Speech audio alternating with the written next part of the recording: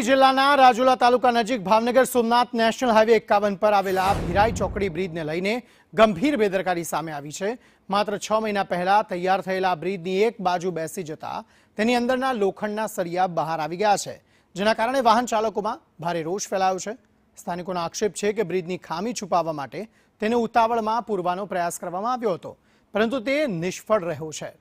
આ હાઈવે પરથી દરરોજ હજારો વાહનો પસાર થતા હોવાથી અકસ્માતનો ભય વધુ ઘેરો બન્યો છે। વાહન ચાલકોએ સમગ્ર મામલે ઉચ્ચ સ્તરીય તપાસ અને જવાબદાર અધિકારીઓ તથા કોન્ટ્રાક્ટર સામે કાર્યવાહી કરવાની માંગ કરી છે। નોંધનીય છે કે થોડા દિવસો પહેલા રાજુલા ઉના હાઈવેના 4 નાળા બ્રિજમાં પણ તિરાડો પડવાની ઘટના સામે આવી હતી। વારંવાર સામે આવતી આ ઘટનાઓને લઈને હાઈવેની ગુણવત્તા અને કામગીરી પર ગંભીર સવાલો ઊભા થયા છે।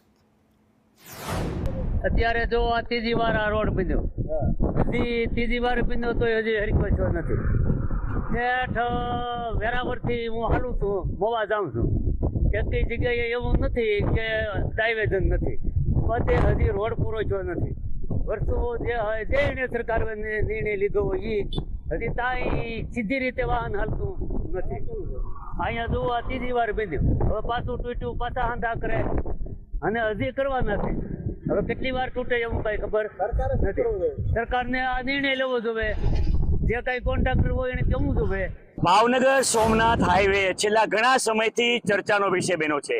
જ્યારથી આ રોડ બન્યો છે ત્યારે ચર્ચામાં વિષયમાં આ રોડ આવેલો છે।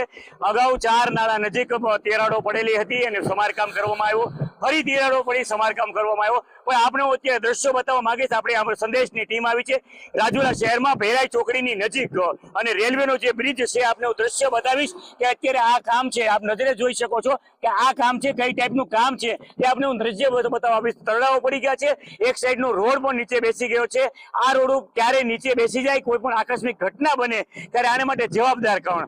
રસ્તામાં પસાર થતા પ્રવાસીઓની પણ નારાજગી જોવા મળી રહી છે। યોગેશ કાનાબાર, સંદેશ ન્યૂઝ, રાજુલા।